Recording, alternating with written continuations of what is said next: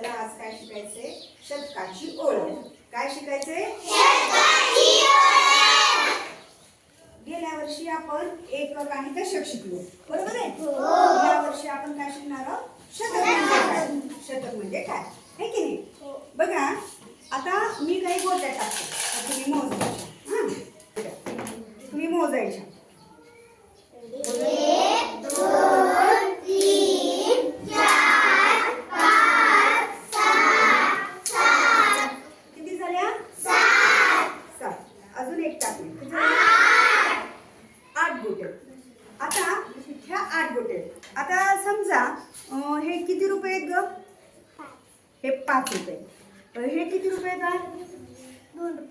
2 रुपये. आणि हे किती रुपये आहेत ग? 1 रुपया. आता माझ्याकडं 5 रुपये, 2 रुपये आणि 1 रुपया आहे. सगळे मिळून किती झाले रे यश? 8 रुपये झाले, है की नाही? म्हणजे ह्याला आपण चिल्लर म्हणतो आणि ह्याला आपण सुट्टे म्हणतो, बरोबर आहे की नाही? सुट्टे असो किंवा चिल्लर असो तर त्याला आपण संख्या लिहिताना एकक म्हणतो. काय म्हणतो? हे 8 आहेत, हे पण 8 आहेत, म्हणून आपण एकाच्या रकान्यामध्ये किती लिहायचं? 8. हे 8 एकक झाले, ह्याला आपण एकक म्हणायचं. त्याला काय म्हणायचं? एकक. 1 पासून 9 पर्यंत कुठलाही अंक असेल तर त्याला एकक म्हणतो आपण. पण मी या 8 गोट्यामध्ये आणखी 2 गोट्या टाकल्या. किती झाले? 9. या गोट्या किती झाल्या? 10. अरे हे गोट्या किती आहेत बघ बरं? 10 म्हणजे दशक. 10 म्हणजे दशक. दशकाचा आपल्याला आता मला ना हे सुट्या गोट्यांचा ना एक गठ्ठा बनवायचा. काय बनवायचंय? गठ्ठा. तर आता मी हा गठ्ठा बनवलाय. समजा तुम्ही मोजा बरं. 1 2 3 4 5 6 7 8 9 10. एक गठ्ठा झाला. आपण 10 सुटे एकत्र केलो, मग किती गठ्ठा झाला? 1. 10 झाला म्हणजे दशक. 1 दशक. किती? 1 दशक. आता मी दशकामध्ये हे एक घातले. किती दशक झाले? 2 दशक. या 2 दशकामध्ये किती गोट्या असतील बरे? हे 10 आणि ह्या 10 मिळून 20. गुड, 20. आता जर समजा हे झाले गोट्या, मला ही एक नोट द्यायची म्हणजे 1 दशक. 10 रुपयाची नोट आहे म्हणजे 1 दशक. आणखीन एक नोट घातली, किती झाले? 2 दशक. 2 दशक झाले. समजा मला वाटलं की नोट नको, मला 2 कॉइन घ्यायचे. हे कितीच आहे? हे कितीच आहे? म्हणजे हे 1 दशक, हे 1 दशक. आता किती दशक झाले? 2 दशक. किती दशक झाले? 2 दशक. हे बघा, पैसे जरी असले तरी हे 2 दशक, नोटा जरी असल्या तरी 2 दशक, आणि सुट्यांचे आपण गोट्यांचे गठ्ठे जरी बनवले तरी 2 दशक. मग दशकच्या रकान्यामध्ये हे 2 आहेत म्हणून आपण किती लिहूयात? 2 लिहूयात. आता खरी गंमत आहे, आपल्याला शतकाकडे वळायचंय. हे बघा, हे एक गठ्ठा आहे 10चा. हा एक 2 दशक झाले. किती झाले? 2 दशक. आता मोजा. 3 दशक, 4 दशक, 5 दशक. हे किती दशक आहेत बघा बरं? 5 दशक म्हणजे किती झाले बरं ह्याच्यामध्ये? 50. Very good, 50. आता हे 60, हे 70, 80, 90, 100. बघा, 100 मध्ये किती दशक आलेत बघू आपण.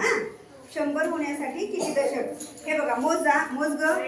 1 2 3 4 5 6 7 8 9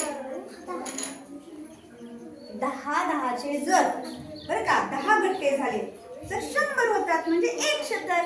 म्हणजे 1 शतक. आता हे 10 आहेत की नाही, आपल्याला ना ह्या 10ची सुद्धा आपल्याला एकच गठ्ठा बनवायचा आहे बरं का. ह्या दशकांचा 10 दशकांचा एक गठ्ठा बनवला तर 1 शतक होतो. हे बघा, असा गठ्ठा येतो है की नाही? म्हणजे हे असं तयार होईल 100 गोट्यांचा एक गठ्ठा म्हणजे 1 शतक. हे किती आहे? 1 शतक. हे किती आहे? 1 शतक. हे किती आहे? 2 शतक. म्हणजे किती झाले 200. आता हे किती झाले 300. 300 म्हणजे 3 शतक है की नाही आणि हे 400 आणि हे 500. म्हणजे माझ्याकडं 500 रुपये किंवा 500 गोटे आहेत जर आपल्याला नोटाने बघायचं असेल म्हणजे हे 5 शतक आहेत बघा की 1 शतक 2 शतक. 3 शतक. 4 शतक. 5 शतक. एका शतक म्हणजे 100 असतात आपण जर नोटा बघायच्या असतील समजा हे बघा हे 1 शतक धर ग तुझ्याकडं 1 शतक हे 2 शतक हे 3 शतक. हे 4 शतक. आणि हे 5 शतक. बघा हे किती आहेत 5 शतक. म्हणजे किती रुपये 500. जर समजा मला वाटलं की ह्याचा पण एक गठ्ठाच बनवा म्हणून मी गठ्ठा बनवला एकच नोट आहे पण किती आहेत हे 500. 500 म्हणजे किती शतक असतील 5 शतक म्हणून आपण आता शतकाच्या रकान्यामध्ये 5 लिहूयात किती लिहूयात 5. आता संख्या कशी तयार करायची बघा किती गंमत आहे हा हे बघा अगोदर काय करायचं आपण एकक दशक शतक कडून वळतो आपल्याला माहिती आहे अगोदर 8 ही संख्या घ्यायची त्याच्यानंतर दशक किती आहेत 2 आणि शतक किती आहेत 5. हे 5 आणि नंतर सगळी संख्या वाचायची 528 किती झाले 528. आता बघा पैसे जर घेतले आपण तर आपण काय करतो हे 500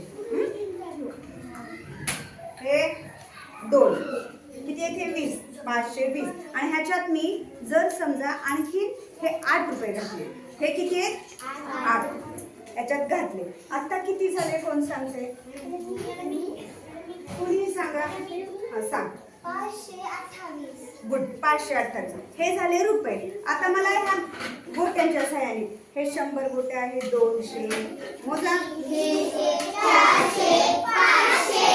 आणि हे किती आहेत हे 20 आहे की नाही आणि ह्याच्यात परत मी 8 घातले मोजा 1 2 3 4 5 6 7 8. हे 8 आता हे सगळेच किती झाले असतील बरं 528. म्हणजे शतक कळले तुम्हाला शतक म्हणजे 100 शतक म्हणजे 100.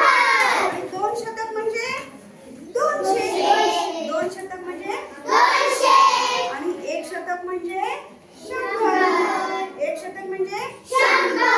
कळलं तुम्हाला तर शतक म्हणजे